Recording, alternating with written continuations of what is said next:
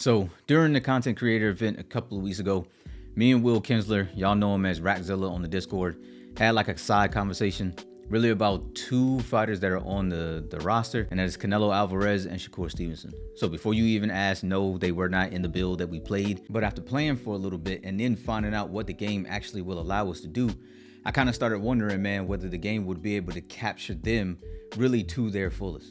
Now, obviously, the tech in this game is on a completely different level, but as we all know, there are limitations in the virtual space. Canelo has a front foot heavy counterpunching style, usually giving with the high guard and then counterpunching once the bait is taken. Now, although I made attempts to mimic this with the high guard in game, it's actually really difficult because you can't just lean over the front foot without having to completely duck down all the way. Now, this was a small ask, but I still thought that it added to the uniqueness of Canelo Alvarez, being able to lean that head in and really just kind of play around with the range. I mean, obviously, I was really kind of like a control range type of fighter, man. So this was just one of those things, as far as Canelo's kit goes, that kind of stood out to me. Now, number two for Canelo, I thought was a very important ask, man, and it's his patented misdirection punch. Y'all know which one I'm talking about. The one that he ultimately hit Kovalev with that put the man in danger. That punch can really be called whatever you're comfortable with. It really just kind of depends on who trains you or who you heard say it. Some people call it a hooker cut.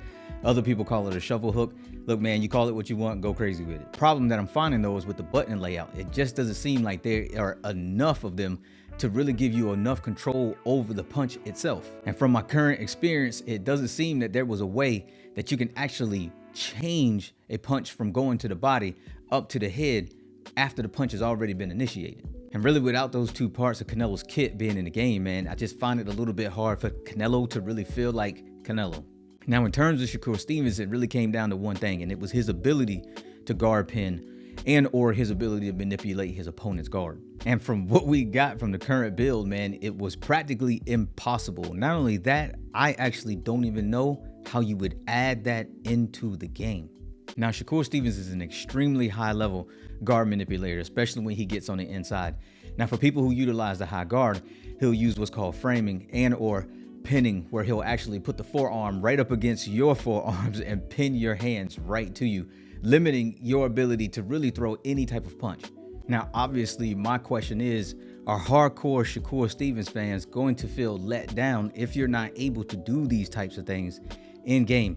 And mind you, I'm not even talking about everything that we may not be able to see. I'm only pointing out a few things. Now, I'll say in all honesty, man, especially after seeing the Philly shell come to life through Caleb Plant, that Shakur Stevens is more than likely going to be there. The Philly actually looked very good and it looked very smooth and transitional. So I believe that Shakur is going to be intact for the most part, but that still does not remove the fact, man, that there may be certain pieces of fighters' kits that we actually won't be able to utilize simply because when doing things digitally, they come with their own issues and their own limitations. So I'll tell you, man, like, for as good as this game feels, you do have to wonder whether there are just too many unique styles or if there's just too much uniqueness overall out there to really fit a standard controller nowadays, man. I mean, think about it. How does this apply to guys like Emmanuel Augustus or Lomachenko, who are really kind of in their own like stratosphere, man, as far as uniqueness goes? But listen, overall, because of how good the game felt when I played it, none of this is really a make or break for me, man. This is still a first day buy guaranteed, man, even if those things aren't added in that I listed. But it's really not about me, man. It's about you all. How do you all feel if one of your favorite fighters is missing something? Does that break it for you? So I'll leave y'all with that, man. Let's talk about it down in the comment section below. This was kind of short, man, but it was something that I had been thinking about since me and Will had the conversation down in North Carolina. And again, you guys let me know. Let's continue the conversation down below. As I always tell y'all, appreciate y'all for coming back to the Coach's Corner. I'll catch you on the next one. Peace out.